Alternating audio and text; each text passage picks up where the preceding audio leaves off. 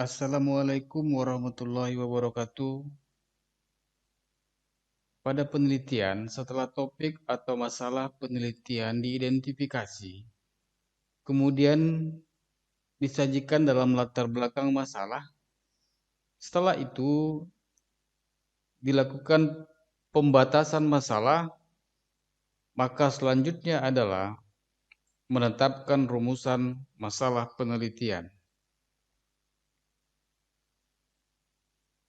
Untuk memperjelas pemahaman kita tentang rumusan masalah, video ini akan mengulas tentang bagaimana menetapkan rumusan masalah dan bagaimana cara menuliskan rumusan masalah.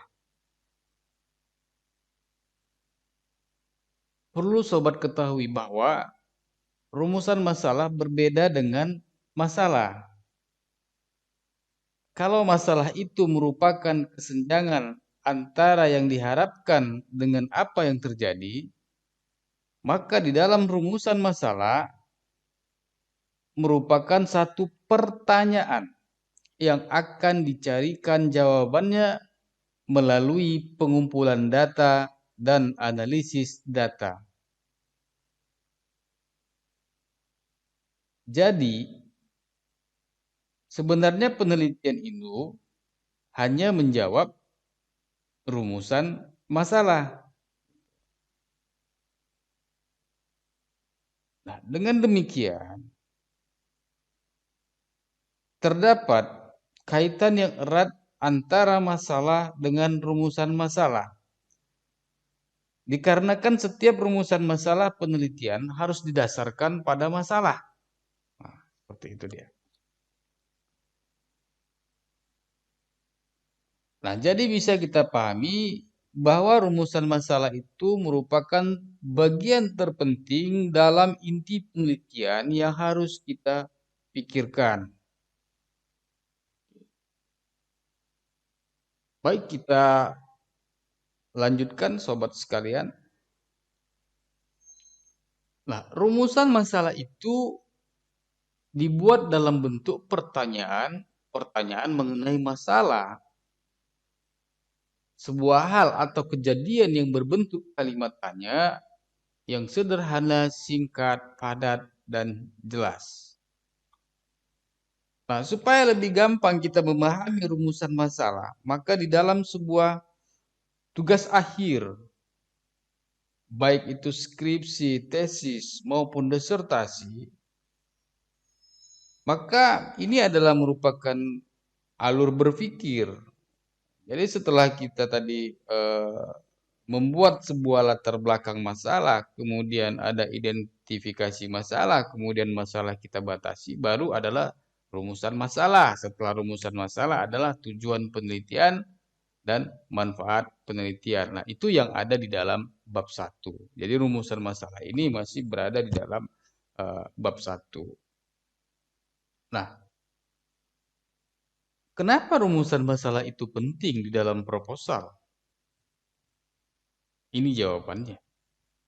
Karena rumusan masalah itu mempertanyakan beberapa hal yang berkaitan dengan suatu penelitian, di mana nantinya jawaban dari pertanyaan inilah yang akan menjadi hasil penelitian tersebut. Nah, perumusan masalah itu merupakan titik awal dari satu penelitian, kemudian pertanyaan-pertanyaan yang penting yang ingin dijawab dalam penelitian. Jadi sehingga pertanyaan-pertanyaan yang ada di dalam rumusan masalah itulah nanti yang akan dijawab dalam hasil penelitian. Nah, rumusan masalah itu diperoleh dari identifikasi atau masalah yang sudah dipilih atau masalah yang sudah dibatasi.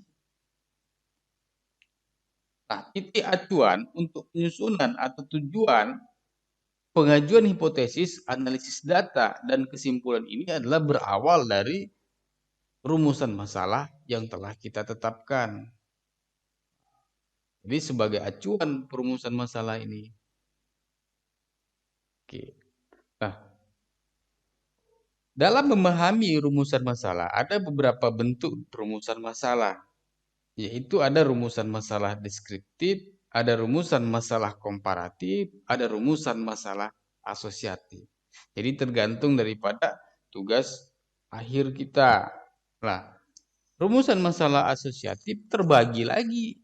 Ada asosiatif interaktif atau timbal balik, ada asosiatif kausal atau hubungan sebab akibat, ada asosiatif simetris. Jadi ada 3 seperti itu. Nanti akan kita bahas satu persatu.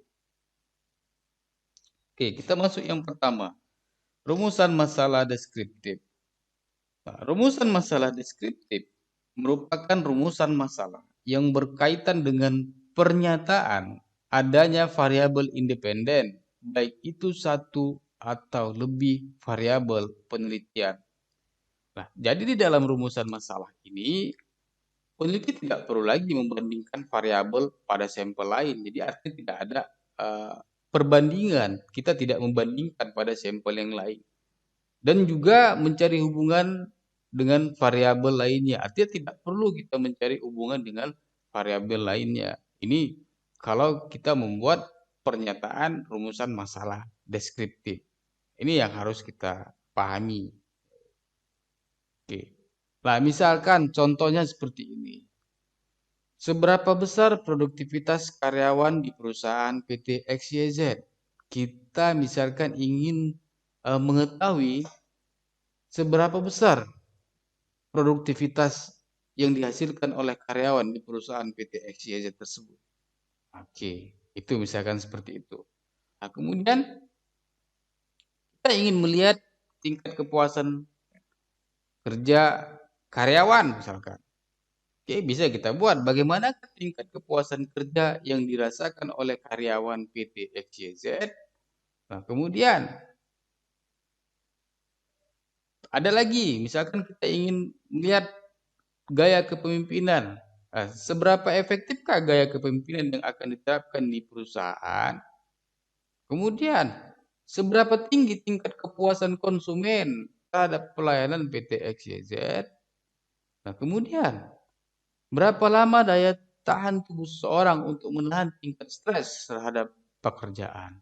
Nah, rumusan masalah inilah nanti yang akan dijawab pada hasil penelitian.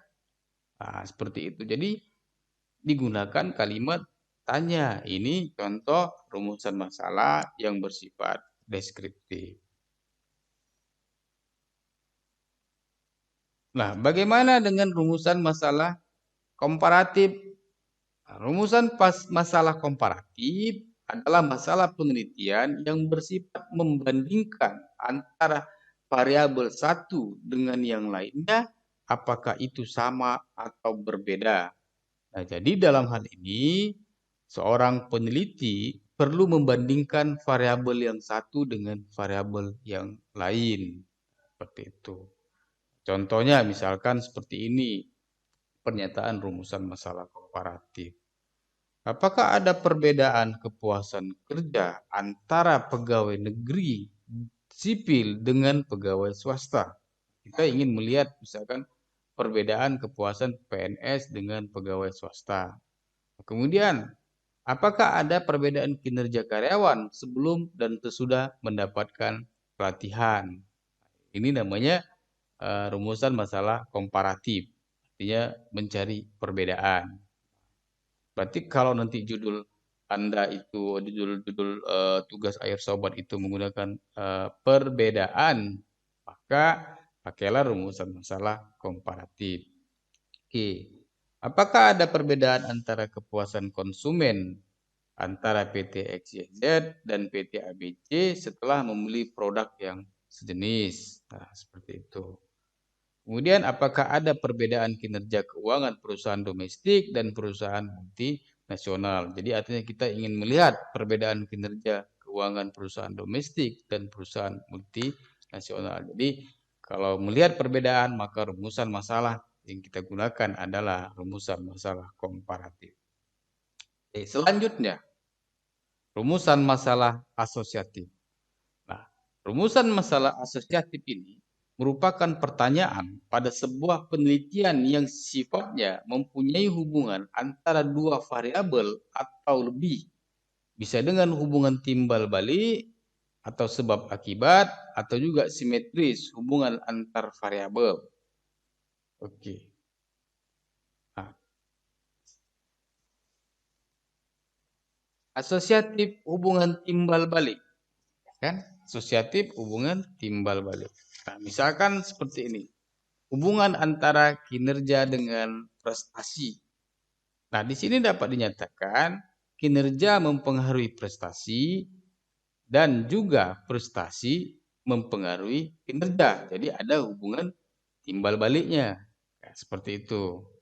Nah, kemudian contoh berikutnya, hubungan antara kecerdasan dengan kompetensi. Nah, kecerdasan dapat meningkatkan kompetensi, demikian juga orang yang memiliki kompetensi dapat memiliki kecerdasan karena memiliki pengetahuan. Nah, seperti itu kira-kira contohnya. Jadi ada hubungan timbal balik. Nah, seperti itu. Nah, asosiatif hubungan kausal. Nah, hubungan yang bersifat sebab akibat. Nah, dalam hal ini ada variabel independen atau variabel bebas dan ada variabel dependen atau variabel terikat. Nah, variabel independen mempengaruhi variabel dependen. Seperti itu. Oke. Nah, misalkan contohnya asosiatif hubungan kausal. Adakah pengaruh kepuasan kerja terhadap kinerja karyawan? Nah, ini. Oke. Jadi, kita ingin melihat apakah misalkan kepuasan kerja itu berpengaruh terhadap kinerja karyawan atau apakah ada pengaruh stres kerja terhadap kinerja di mediasi kepuasan kerja kalau menggunakan variabel interval ini. Nah, itulah tadi asosiatif hubungan kausal. Nah, jadi artinya yang menyatakan bahwa hubungan sebab akibat, kemudian ada variabel independen dan ada variabel dependen yang dimulai dengan kalimat adakah pengaruh atau apakah ada pengaruh. Nah, seperti itu kira-kira hubungan asosiatif. Nah, asosiatif hubungan simetris. Nah, hubungan antara dua variabel atau lebih yang kebetulan munculnya bersamaan. Jadi, bukan merupakan hubungan kausal ataupun hubungan interaktif. Seperti itu. Contohnya misalkan, adakah hubungan antara warna rambut dengan kemampuan memimpin? Nah, seperti itu kira-kira contohnya. Hubungan simetris. Apakah ada hubungan antara tinggi badan dengan prestasi kerja di bidang pemasaran? Nah, seperti itulah kira-kira contoh hubungan simetris. Nah, kemudian setelah rumusan penelitian tadi telah terselesaikan atau telah dibuat atau telah kita tetapkan rumusan masalahnya, maka selanjutnya kita membuat tujuan penelitian. Nah, tujuan penelitian inilah yang harus terjawab pada kesimpulan penelitian. Oke. Nah, penelitian itu dapat bertujuan untuk menjajaki. Jadi kita harus tahu nih tujuan riset, tujuan penelitian kita ini apa? Apakah untuk menjajaki, menguraikan, menjelaskan, atau mengevaluasi, atau membuktikan, atau menerapkan suatu gejala konsep atau dugaan, atau membuat suatu prototipe.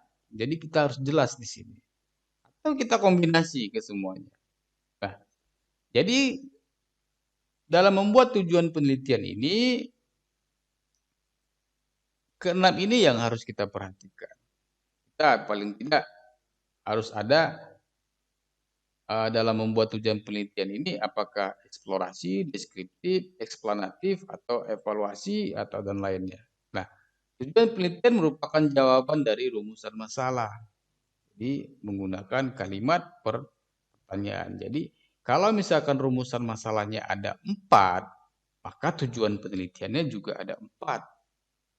Nah, seperti itu. Kalau rumusan masalahnya 3, maka tujuan penelitiannya juga ada 3. Oke. Nah, kemudian membuat manfaat penelitian. Nah, manfaat penelitian inilah nanti yang harus terjawab pada saran penelitian. Nah, bagaimana? Jadi menjelaskan tentang manfaat yang dapat diberikan oleh penelitian dalam konteks teoritis atau akademis, ya kan? Bagaimana nanti Anda membuat sebuah kalimat bahwa hasil penelitian ini bisa memberikan sumbangan terhadap pemahaman ilmiah, kemudian bisa juga dalam pembentukan konsep atau teori baru, kemudian juga memperbaiki atau memodifikasi teori yang telah ada, dan mengisi gap dalam satu teori. Inilah dia manfaat dari penelitian yang akan kita akhirnya nanti terjawab di saran penelitian. Jadi membuat manfaat penelitian itu secara akademisi atau secara teoritis harus berisi salah satu poin-poin yang telah saya sebutkan. Kemudian yang kedua adalah secara praktis. Jawaban yang diperoleh dapat dimanfaatkan untuk tujuan dan kepentingan praktis pemecahan satu masalah.